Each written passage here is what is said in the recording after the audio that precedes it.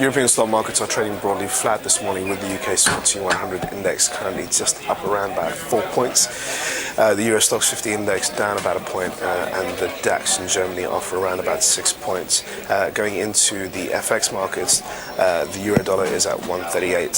The yen is showing weakness, and heading into the core government bonds area, UK gilts and German bonds are ticking lower, and finally in commodity markets, gold is showing a bit of weakness. It was ticking higher before the European market opened, but now we are starting to see gold prices drift to the downside. Good morning, I'm Ishaq Siddiqui, and welcome to your Daily Market Bite. I'm going to give you guys a quick idea of what's going on in financial markets today. It is ECB Day, a very important day for financial markets. Once a month, the European Central Bank meet and decide on policies. It is extremely important for us in financial markets, as it dictates monetary policies for the 17 bloc nation, the Eurozone.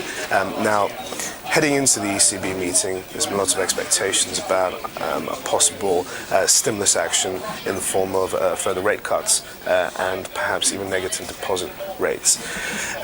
When it comes to the ECB, there's this reluctance to act in many ways. The ECB refrained from cutting rates in the previous month. Now, the ECB has this dovish rhetoric in which they are keeping an accommodative monetary policy environment, and also issuing forward guidance, which is essentially letting the market know how they're deciding on policies going forward.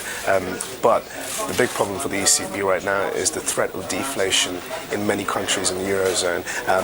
The likes of Spain and Germany are now seeing inflation drop on a pretty rapid level, and that was very notable from data last week. The harmonized Eurozone inflation report, which is a collection of all the inflation numbers out from the Eurozone, also dropped. So inflation now is at 0.5%, which is a very worrying level, given what's going on in the Eurozone, that it's just coming out of the worst of the recession. It's heading into some sort of growth mode, but it's not strong enough for people to get just excited on the prospects of the Eurozone. So for Mario Draghi, the head of the ECB, he's got a very difficult task at the moment. He needs to reassure the markets that the ECB is there to support financial markets at all costs.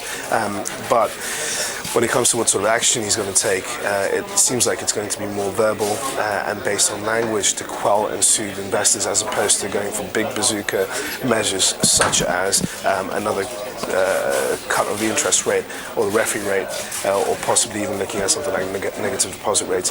The ECB certainly do not think times are drastic enough for them to warrant some sort of stimulus action, and would rather not do that in many ways, because essentially by acknowledging the threat of deflation in the Eurozone, what you're doing is you're fueling deflation worries far more than they are existing in the market. So financial market participants will see the ECB's fear of deflation as a reason to be more worried about the idea that inflation is dropping, and that's psychologically far more detrimental to financial markets.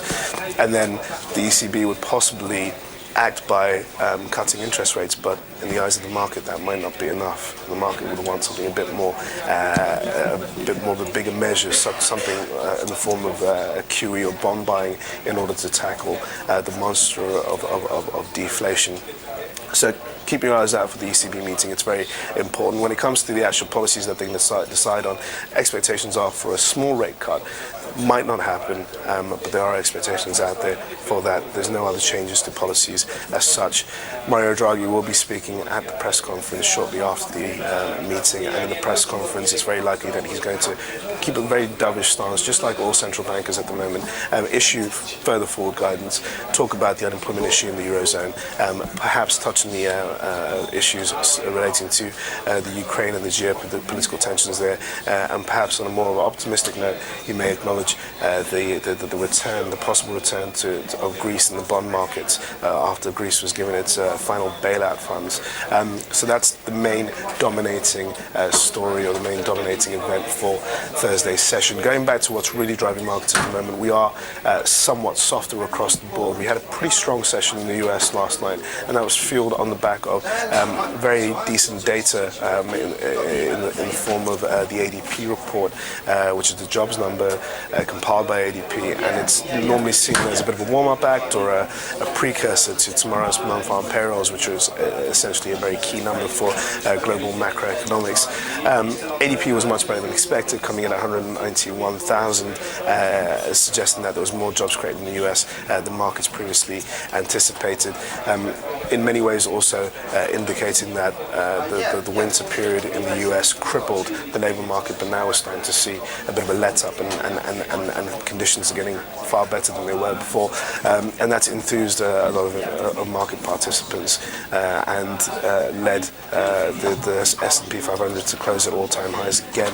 Overnight in Asia, pretty stable session. China's come out with a stimulus package, it's a small stimulus package, but it's there to help financial markets, and again certainly shows investors around the world that in the face of Chinese slowing growth, the Central Bank of China is still there to support the economy at all sort of costs. So quite a positive sign on that side. Other than that, there's not much else to say, so I'll let you get back to your trading day. Thank you for watching, and I'll see you guys tomorrow.